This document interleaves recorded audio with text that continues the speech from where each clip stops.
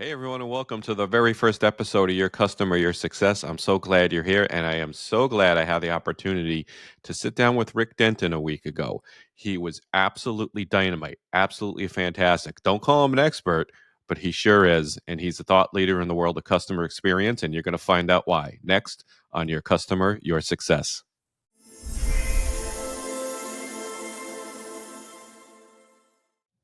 Hi, and welcome to Your Customer, Your Success. Today we have the pleasure of welcoming Rick Denton to the show. Rick is the founder and host of CX Passport Live, where he brings the energy of live podcasting to business events, amplifying their impact and keeping attendees excited and engaged.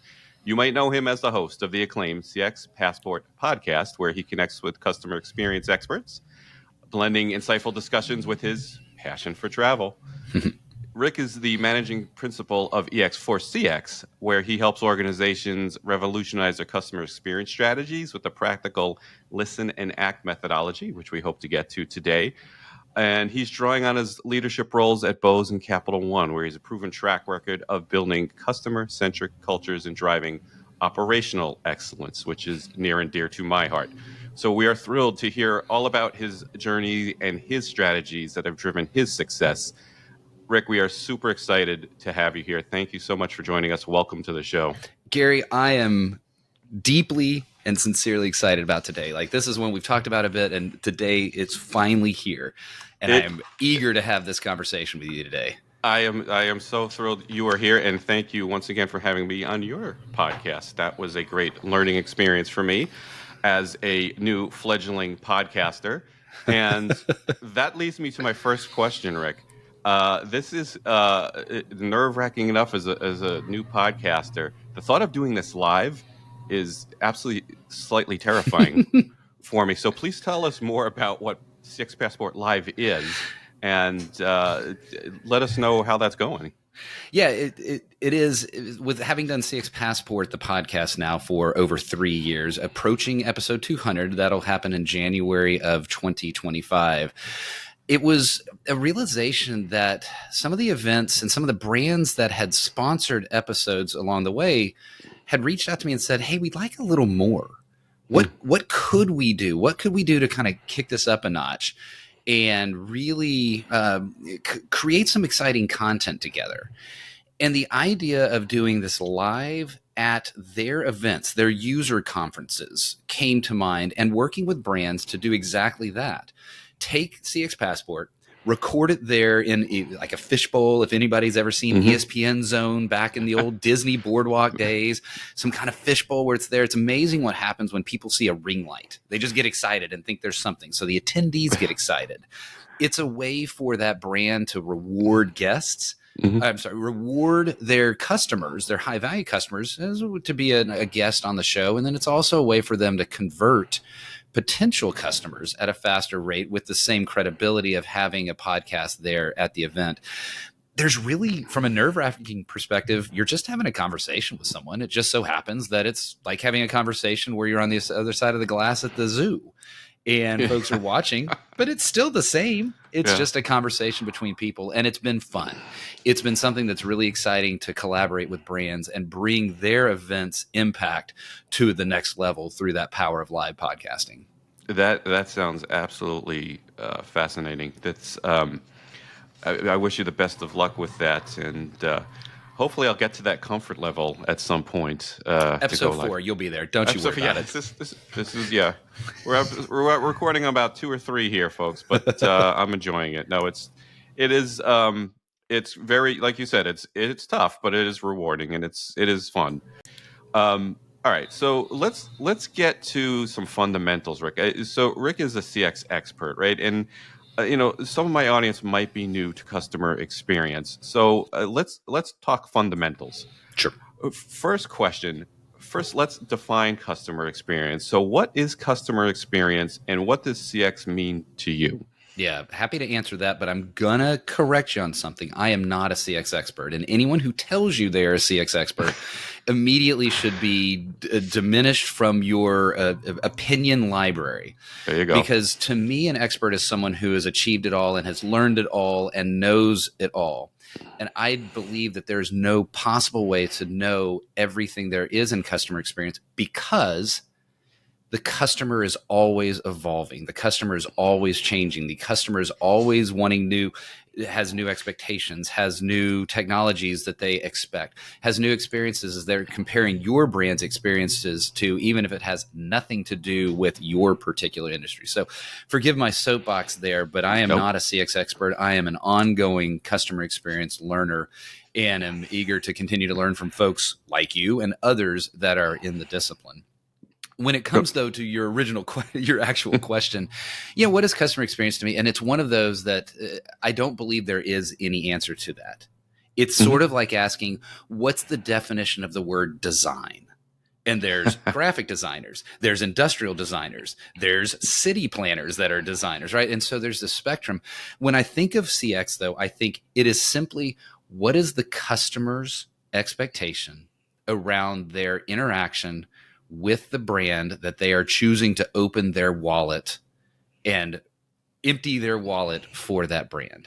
What is their expectation, and what is the brand's capacity and ability and desire to deliver on that expectation? What is the brand's ability to deliver on their simple brand promise? We say we're going to do something, and we have done it. One of the things customer experience is not, how can we always surprise and delight a customer? Ryanair is an airline, and it has, in my opinion, an atrocious customer experience. But they have recognized that their brand promise is, we might get you from point A to point B. We won't get you there comfortably, but we will get you there cheaply. And that is their brand promise, and they deliver well on that brand promise. Notice some of the caveats I said at the beginning. And so it's not this, customer experience is this land of magic and wonder. It really is just, what is the customer expecting, and are you delivering on what they're expecting? Right. And part of my concept of it is just that you cannot always delight customers and provide super duper experiences. You have to deliver appropriate experiences. I like that. And with my background of financial services, that's, we talked about this a little in your podcast. You got to get the statements out on time, right? It's not exciting. The trades need to settle. The cash needs to move.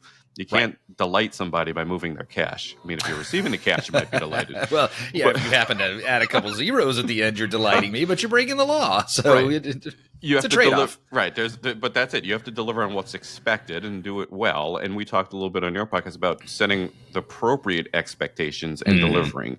I hate the saying under promise and over deliver. So given that, you're talking to industry leaders, you're talking to people in the industry, in various industries, financial services, you have a background of financial services, but other industries as well. What themes do you see going on out there? And so kind of, what insights have emerged from your discussions in the past year as far as trends and where we're going with this? Two key trends. There's always a different thread that one can pull out, but two come immediately to mind. And one is what I called at the beginning of 2024, the great CX reckoning of 2023. And it was this idea that companies, because of either the reality of perception of tighter economic times or just the perception of tighter economic times, really looked at where they were getting value inside their own business. And the perception of CX was, well, that's kind of neat and it's nifty and all, but I'm not getting any ROI out of it. And so the great CX reckoning, you really saw massive layoffs and reduction in customer experience roles and teams and leaders in that late 2023. And it's extended into 24. And that reckoning had a little bit of okay, CX people, we realize that we need to not only love our customers and talk about empathy and build really pretty journey maps. We need to be there actually delivering a financial return, a cold, hard dollar financial return in the vein of reduced cost or tangible increased revenue. Because if you can't convince a CFO, there's really no reason for the company to continue. And that was something that was hard for a lot of CX people to accept. I had plenty of conversations with folks that were like, well, wait, HR doesn't have to justify itself. So what? CX does. CX, and CX needs to create an ROI. So that was theme one. Mm-hmm. Theme two, and I'm going to bore you. Your listeners are about to fall asleep here. No. I'm going to say 2 letters, AI. Uh-oh. All right, everybody just tune out. But no, I don't think anybody tunes out in AI. I think it's, okay, here we go again. But follow me through on this thread, though, of what I heard you said over the last year. It has changed. At the beginning, it was, oh, dear God, I better get this AI in. It's taking over the world. I've got to implement this in the business. Over the last, and I'd say in kind of the last 2 to 4 months, the theme that I'm hearing more is, I don't know that I really need to deal with this right now. Mm-hmm. Or maybe said a little less passively, it's, I'm not convinced that what's being told is a required need for me is actually matching what my business needs are. Right. Great if I implement this fancy, sexy AI tool that you told me I should implement, but where's the results that I'm getting out of it? If I haven't implemented it already, I'm looking at my competitors or my peers, and I'm at conferences with them, and I'm hearing, yeah, it's been a pain in the butt. We have to tune everything. The model didn't quite work. It's still more effort than it was. So then I'm like, well, wait, maybe I'll hold off. Or if I'm the one implementing it, I'm realizing I'm not extracting the value out of it that I expected it. And so to say that more succinctly, I believe that right now the AI world is great. I understand it's powerful. Now tell me how it's going to be powerful for my business, and tell me what I have to do to extract that powerful value. Right. And to me, it's actually nothing new, a lot of it. No. And I think, correct, right? So a lot of these technologies have been around. They're advancing. And there's a generative capacity to it now that's a little new. But I think a lot of it is kind of the FOMO, right? That the fear of missing out. Well, what are you doing about it? I don't know. What are you doing about it? They're doing something about AI. My better do something about leader AI. is saying they're doing something about AI, so I better do it so that I don't get fired. Even though I don't really know what it is, and I can't extract any value, and it's really hard and expensive, but I better do it so I don't get fired. And you better be talking about it. And so I think what you hear is a lot of talk that isn't grounded in reality. It's just kind of grounded in, well, we're living in the age of AI, so what are we doing about the age of AI? So there are, hey, I use it a little, right? But it's making my life a little bit easier. It hasn't revolutionized. I perplexity things. I don't Google search them, but that's, you were using it for a business use, whatever, and just a use, something that you need it for, and the how of it is well understood by you. So with perplexity, it's a type in something. But if you were using it to do something, you're using your chat GPT to create something or code something or do that, you would be using it to extract a particular use, and you would know how to. That's what I think is happening on that macro level, is the hype has died down and logic is starting to set in of, wait, what am I actually going to do, and how can I get the value out of it? Yeah. Agreed. So I want to go back to the first point, actually, on the ROI and the reckoning. And so, in your opinion, where does the ROI come from? Because a lot of what I tell people about what I've done and the business value and the economic value of it is the retention, right? It's not necessary. Sometimes you have to worry about sales, right? And certainly, if you're not providing the correct experience, it's going to be hard to generate sales or meet your sales quotas and things like that. But to me, and we talked about my client base over the years, they're big, large institutional clients. You don't want to lose one of those, right? So your revenue is your client base. And you want to make sure, if you're not retaining those clients, if you got the proverbial leaky bucket, if ever that discussed with brands and things like that, you're in big trouble. So to me, the value comes from the retention, which is hard to measure. But I want to get your thoughts on that, where the ROI comes from, and in your experience, maybe if there's an example of something of a client that you have worked with where you've improved an operational efficiency or something that's led to that crystal clear ROI. I'm going to answer, absolutely. I'm going to tell you a story here in a second, but I'm going to answer the question first, and that is, and I'm going to channel Bill Stakos here a little bit. And if folks aren't following him on LinkedIn, he's a great customer experience thought leader. I don't always agree with him, but I frequently do. And he's one that you can have a very intelligent discussion with. So he's one I highly recommend.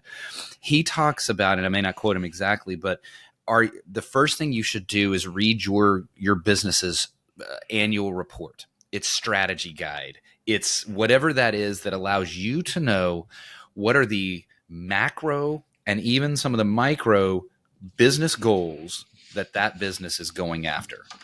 And then you, as a customer experience leader, need to shape your initiatives, your thoughts, your plans, your strategies, your tactics around achieving those goals. And so that's why I can't answer specifically of where should the ROI come from. It depends on the company's goals. It depends on the company's strategies.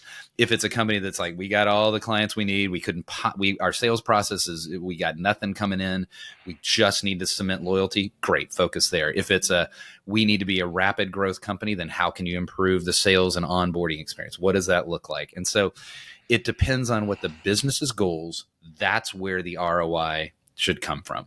Mm-hmm. Now, the story that I've got, it comes from imagine it to be like a SaaS product. It wasn't, but just imagine it's subscription based. Mm-hmm. Customers will extract they will get the most value from the relationship with the brand if they lasted with the brand for 4 to 5 years. It was kind of a relationship aspect to this.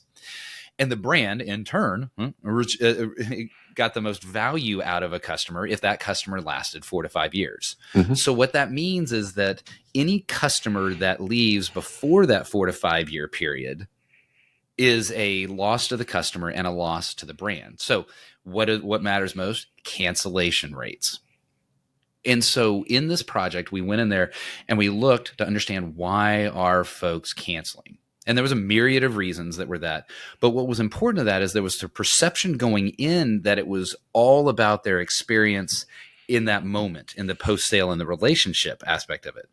But by digging deeper, we came to understand that what the real root cause issue was upstream, the clarity of what the relationship would look like and what the expectations of the relationship would entail, both customer and brand, were not clearly communicated. Not deceptively so, but just not clearly communicated.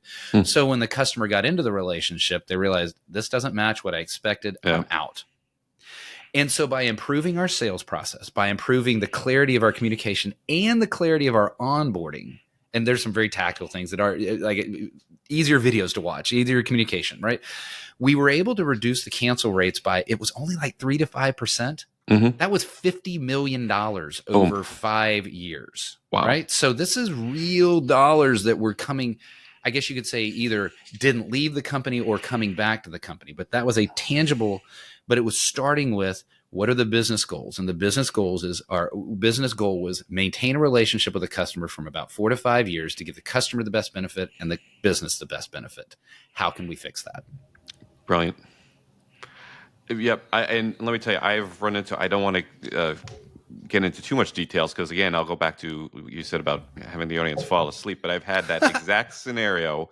We had a very complicated product, let's just say, that expectations were not set appropriately in the sales process. Right. And a client understood our offering to be something much different than it was. And it led to a lot of turmoil at very senior levels. Believe it. So I've definitely lived that for sure. Okay, Rick, we're going to just transition a little bit because I want to get to a couple other things. Some people think, CX is just that survey stuff, right? And we've all had a few of those. In your consulting experience, you advocate for moving beyond traditional survey metrics, et cetera.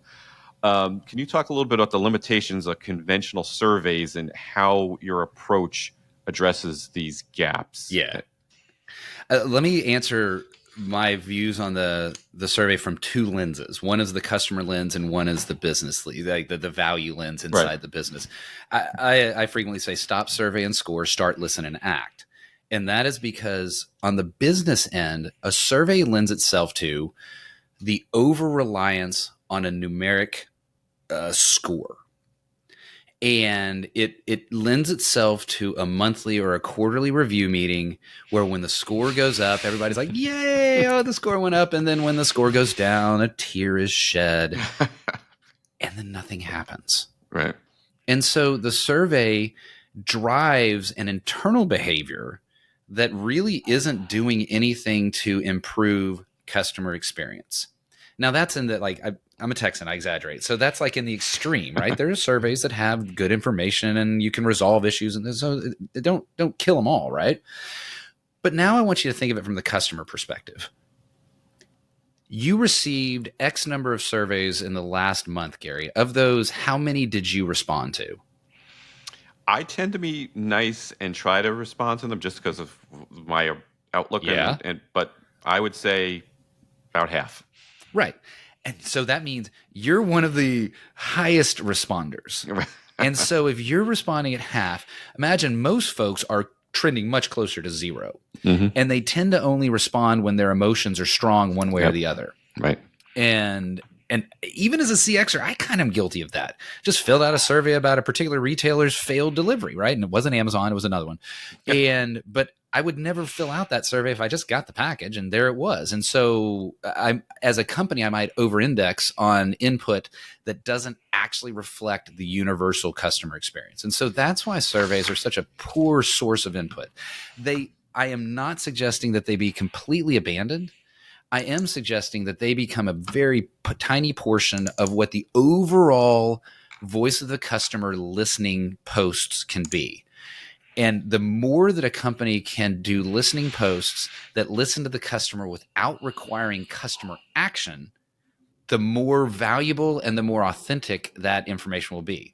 So by observing a customer's behavior as they go through a digital experience, observing a customer, if it's in a retail store, observing a customer's actual behavior in the store, observing a sales trends, observing other sort of elements of data that can be discerned without asking the customer a question.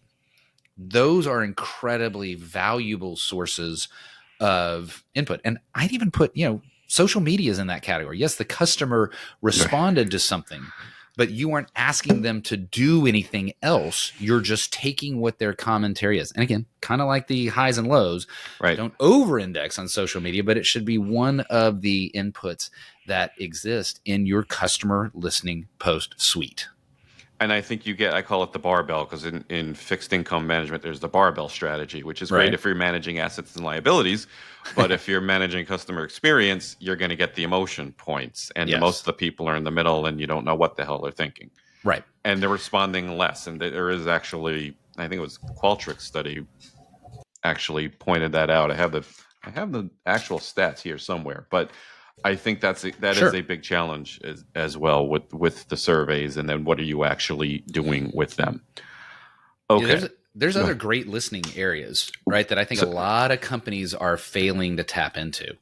Something I didn't mention is, how do you do this without the customer's interaction? Well, sometimes the customer actually contacts you, and they contact you by chat or phone or email, or they are talking to the person in your physical store if you have a physical store. That's right.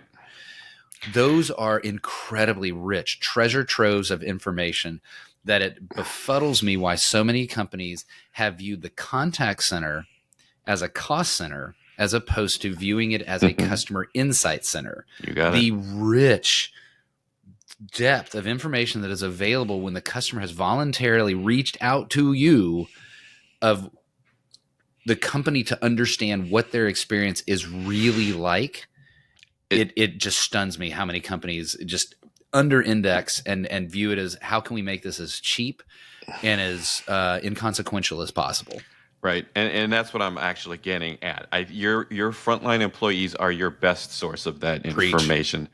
And I've lived it for how many years? And there's no one better than the people who've been doing that for a number of years to give you that insight. And I think it is vastly overlooked and underutilized as a resource, because those are the people, like I told you on our first discussion, I was the voice of customer program because I'm face to face with my clients day in, day out for 20, 30 years. Some of them I was, believe it or not, 15, 20 years with the same people. And so those are the insights, and that's the feedback you need. And there are various ways to get that. And some of the companies I worked at were fairly adept at that. But I think it's definitely overlooked and completely underutilized. And I'm not here. I don't want to be. I don't want us to have what somebody might perceive as a naive conversation. I recognize that scale is an issue here. True. I recognize, company, you cannot literally go out and interview every single one of your frontline employees. I get it. Yeah, of course. But company, do you have a process in place to capture your frontline input? And I'm not talking about the annual employee survey. I'm talking about frontline person experiences something or co-experiences it with the customer. Frontline, do they have a place to put that information into somewhere that someone not on the front line can absorb, understand, and do something with? I'll give you an example. Mm-hmm. My daughter worked at a movie chain this summer, a classic kind of summer college kid job, right? And there were so many times when she'd come home and tell us something that I laughed about. If we said it, if only headquarters knew that. There was one time where she was actually at the counter and a customer came up and ordered a menu item that she had never heard of in her entire life and said, well, I don't actually think we offer that. And the customer said, well, I think you do, and pointed over her head to the digital signage that had just changed that morning, offering a new menu item that had never been told to the front line, had not been shipped to the movie theater yet. No. And was and so imagine that. And I was actually able to kind of share that story back with because I knew somebody there, and they laughed. And it's one of those classic examples of headquarters creates something and has no idea what the frontline experience is with that. And so that input of gathering from the front line is so important. And yeah, there needs to be a way to do it at scale. At least, though, make the attempt to understand what your front line is experiencing, co-creating with the customer. At least make the attempt, right? Right, completely understood. Because I've worked for some very large firms, and there were some mechanisms for doing that. But you really have to, I think, work through that because, sometimes some of the mechanisms that I used, if you put something in there and a client said something that negative, the whole world explodes, right? So, you got to take it a little bit as it comes and work through that process. But it's you have to be willing to hear the bad news, though. You're talking about a cultural thing of talk about preach. I mean, companies choir. Let's recognize that complaints are a rich source of gold as well. Let's try to get okay. Well, let me not say that. I was about to say let's try and get complaints. No, you want to create an experience that there are no complaints. But for the love of God, we're humans. We're going to screw up, and so let's make sure we get those complaints brought into the company, understood, and addressed both at the individual level and at the process theme level so that it can be repaired for the future. But I'll take that one step further. It's not even, don't wait for the complaint. When things start heading a little bit south, hit that they're a little bit south. You've made some changes. It ain't working. And what has not hit the fan yet, but it's going to. And, I've been in that situation where like, what, that's not really working very well. And what do you mean? This is what we're doing and this is a great idea. Yeah. And not so much, right? So that predictive aspect of it is really missing, isn't it? How many times have I'll give you an example. And yes, I don't usually name and shame, but Amazon. I love Amazon, and I hate Amazon. So here's an experience that a lot of us have had, and that is, your delivery is now delayed. We expect it to be in a week, or we expect it to, and you see that it keeps getting delayed. My wife and I have come to understand what that means is there never was the item, and Amazon is hoping to be able to source that, or the third-party seller, whatever it is, source it in enough time to get it delivered to you. These sort of serial delays. Well, no, most likely at that moment, this package is never, ever going to show up. So, and instead of saying, hey, it's not going to show up, sorry about that, what would you like to do? Go further. Say, it's not going to show up. We're sorry that it's not going to show up. We've already refunded your account and we've sent you this replacement product or whatever, if that is a solution that works. Getting that predictive relationship restoration in place is something that is absolutely missing out there. Right. And, in my background is more as akin to a customer success manager, but that's why you have those folks on the front lines. And that is a huge, it is just the experience. And, it's just the feel sometimes you have, because when I've worked with somebody for 5, 10, 15 years, you just know their behavior change, their tone changes on the meetings, and they're not particularly thrilled with something. So it's a little bit of feel, but that's the value of your employees and the employee experience, which I wish we had time to get to, but maybe on a next round of Gary and Rick part 2. The part 2. But let's keep rolling. We're going to try something. I want to try a segment called Does It Hold Water? Okay. And I know you said you're not an expert, but I'm considering you our expert witness. And this is basically, does the defense case hold water? And I'm going to read a quote or a business kind of quote or saying or assumption. We're going to put it to the test. Okay. Does it hold water? Does it leak a little bit of a leaky bucket? Now, my guests do not know this question at all, but it does. It is focused on their expertise. So here we go. Rick, your question is, on LinkedIn recently, a well-respected CX expert, and I'll use the word expert, or maybe I won't, a CX dude said, as AI-driven experiences blur the lines between digital and physical, customer expectations will be so seamlessly integrated into business operations that dedicated CX teams will become redundant. Therefore, CX as a discipline will be dead by 2030. Does the defense case hold water? I like the phrasing, and I like the way that it's said. I understand the point that's being made. However, Your Honor, I do not believe that the case holds water.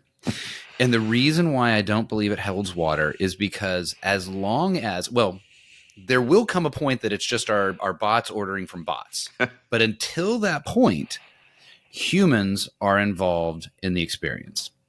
Humans, as customers, will continue to be seeking experiences. And so whether it is labeled the CX team, and I think that's where the nuance comes in, is maybe the CX team goes away, but there will always be a need to focus on the customer experience. Mm-hmm. And if that means that we have so successfully woven our 90s and aughts process improvement and operational excellence teams with our aughts, teens, and 20s customer experience teams into some label that has not been created yet, fantastic. If that means that CX teams are dead because they've been woven and merged with process and operations in such a wonderful way that the customer's experience is delivered seamlessly, I'm fine with the label fading. But no, Your Honor, there is no way that the need to focus on customer experience will ever fade away. Brilliant.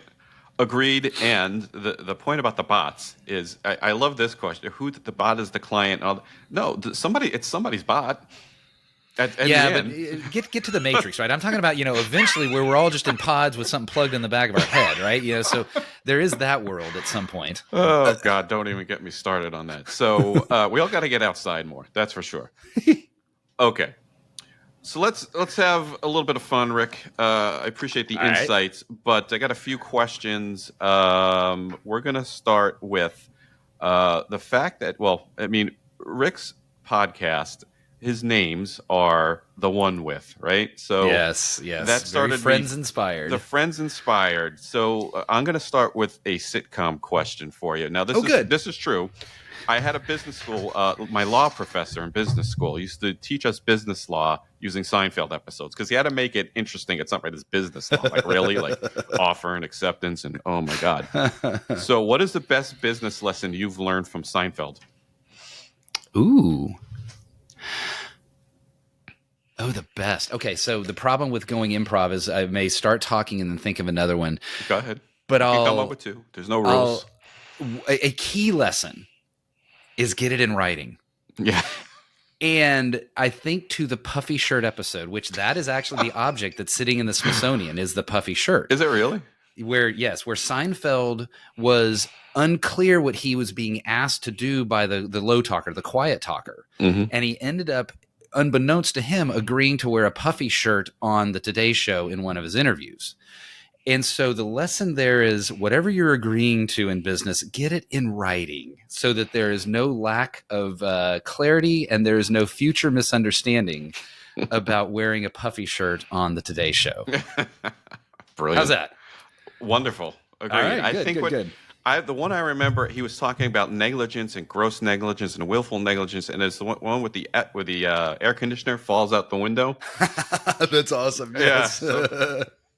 There's also the classic line of, you know how to take a reservation, you just don't know how to hold a reservation. And so getting into car reservations as well is a business lesson as well. That is the one I use that all the time, right? Because well, there you go. For client management, you don't hold the reservation. So you want to take feedback, you actually have to listen to the feedback, right? There, I like it. I like that a lot. All right, so let's have a little bit more serious, fun question.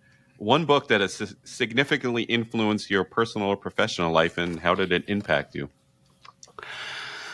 This is, I forget the year. And it's actually over my shoulder. Let's see. I can't do the weatherman thing, but I think I'm pointing at it now.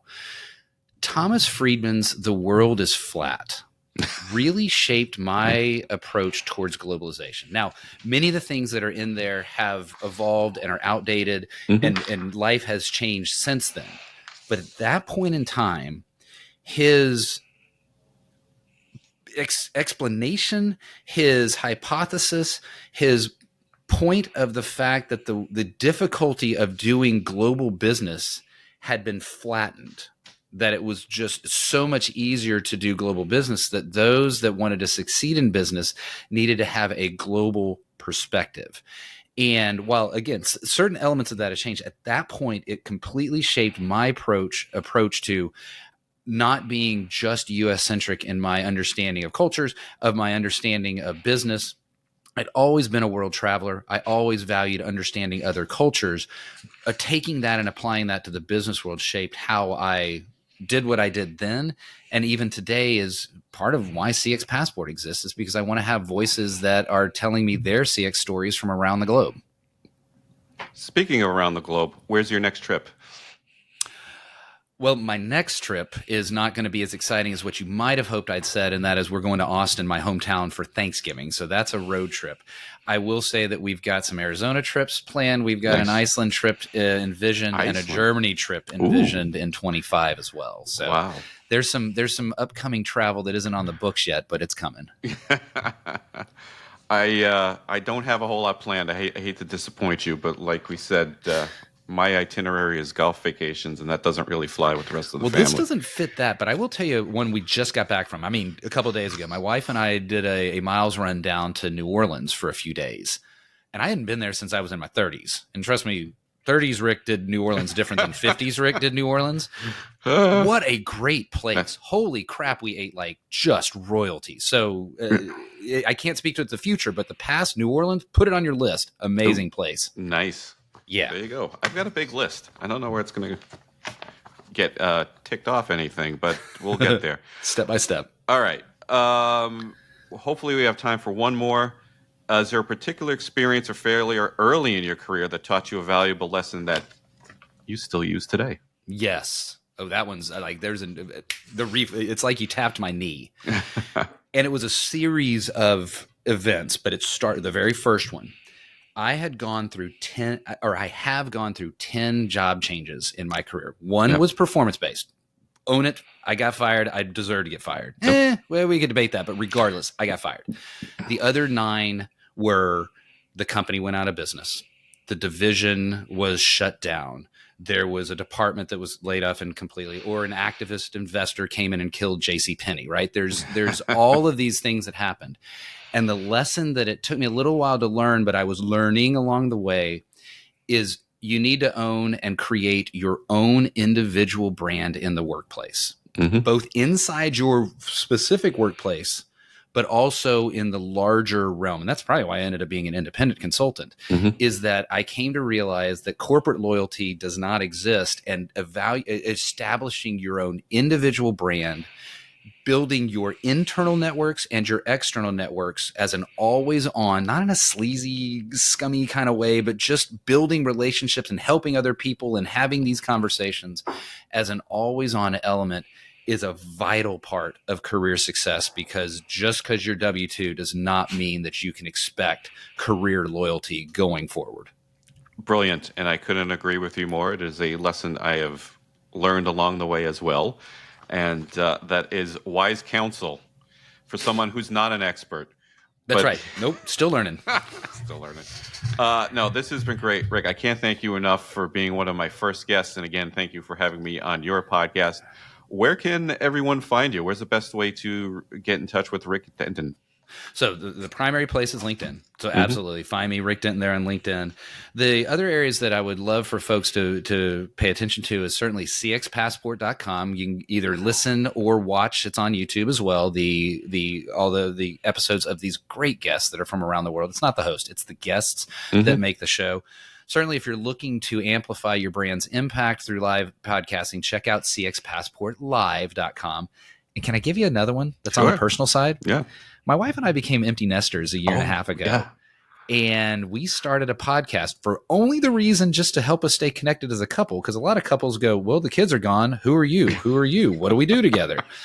And my wife suggested doing a podcast together about being empty nesters. So we did. So check out theloudquiet.com and be entertained or disgusted or bored, whatever you want to be, with Rick and Clancy as they talk through their empty nest life.